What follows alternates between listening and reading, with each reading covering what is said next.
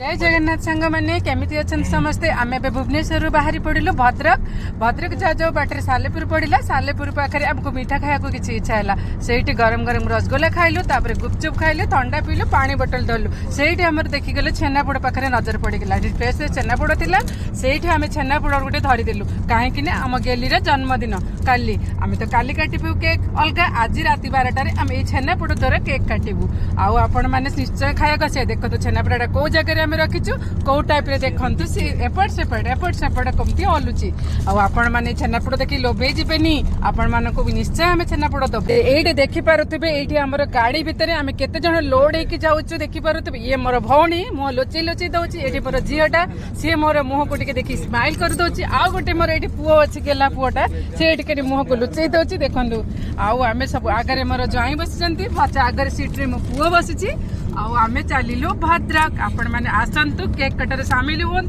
आउ cake छेनापोड़ cake खातु आपण मैंने खुशी हूँ आशीर्वाद दिंतु मो झील को गेली कि बाय बाय।